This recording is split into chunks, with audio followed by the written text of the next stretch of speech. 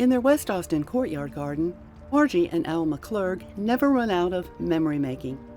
There's something about the space and walking amongst the flowers and the plants and everything that is so soul satisfying, that it's better than therapy, or it is therapy. So going out and strolling in a beautiful garden, wherever you are, to me, is just one of the most wonderful things you can do. So to be able to create one was really, really wonderful. Their co-creator is Jackson Broussard of Sprout, who designed a lovely, cohesive garden from its former randomly organized spring bloomers. After everything bloomed out, all the irises and the daylilies and all that stuff, then there was nothing that could really hold the garden together. The big thing that I felt that would really improve this garden was adding a backbone to it. Okay, so adding evergreens, adding structure, adding some architectural elements, and to help pull it together, help it make sense. A wandering garden is fine, but it's also really nice if you have direction and you have destination, a place to go. And that's really how the evolution of this thing started. But the big thing is, more than anything, more than the architecture, are all the evergreen plants. So it's the Yucca rostratas, it's the Italian cypress, the wavy pad cactus, the Nalinas are a big thing. And so how to mix those throughout the garden and create that backbone is very, very important. But to really show plants off, you have to mix the leaf type. And what that means is, so a boxwood has a very small leaf, okay, so the size of a dime or smaller. But you put that next to, say, an amaryllis that has a long, skinny, broad leaf and a big, overpowering flower, the two really contrast, and then they show each other off. And also massing is another big thing. If you just had one boxwood next to one amaryllis, next to one Duranta, for example, and one Persicaria, all of those will kind of grow together over time and just be sort of a jungle, and nothing will show itself off. If you put 4 or 5 boxwoods next to 10 amaryllis, next to 4 Durantas, next to 25 Persicaria, then you have these big, strong masses, and they all do things at different times of the year. And so you play with that a little bit too, and all of that contrast and everything coming on at different times of the year really makes for a successful garden that's interesting all year round.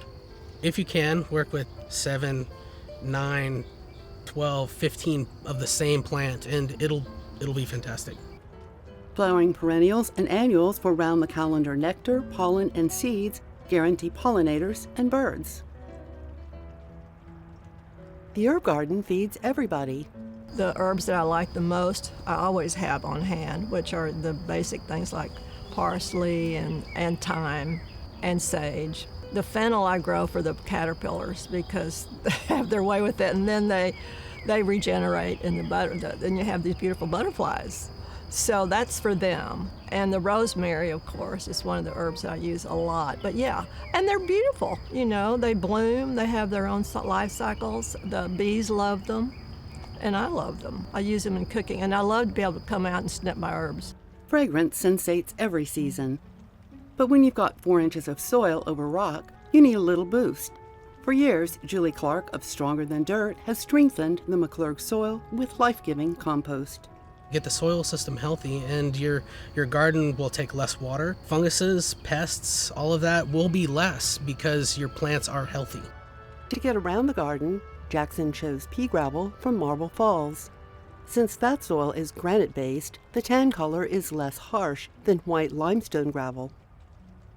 But this gravel, it's a little bit more expensive, but it's much more natural looking, and if it's in a sunny location, there's virtually no glare. White in the landscape is, number one, very difficult to keep clean, and so this hides a lot of leaf litter and acorns and twigs and things. The white, it really kind of shows it off, and so you're constantly out there cleaning it. Wherever there's going to be a walking or sitting surface, okay, we put down about 3 inches or so of road base, and then we compact that, and then we only put about 1/2 to 3/4 of an inch of gravel on top of that. And then we do one compaction of the gravel, and then we sort of dust it. Just be careful though, because we have the trees and everything that are planted within the gravel. So the way that we do that, we just pocket plant. So there's no road base that goes up to the trunk of the tree. The road base stays 3 feet or so off the trunk. You really need to have the road base in. Otherwise, if you just put pea gravel on top of regular soil, and then you put table and chairs, most of the time your chairs will sink.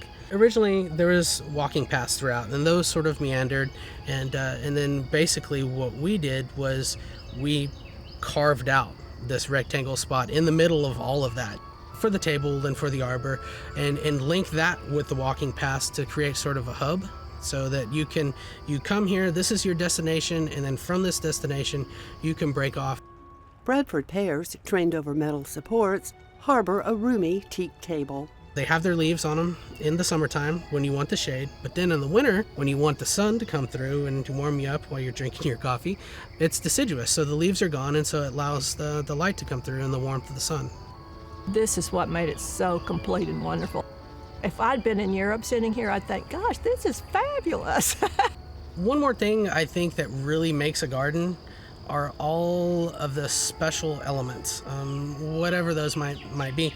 Margie and Al travel, and they do pick up small sculpture pieces and things like that in different places, and that that's really special. You know, it reminds you of the places that you've been in your life and good times, and I love mixing those sorts of objects in that can make it very, very personal and unique and one of a kind.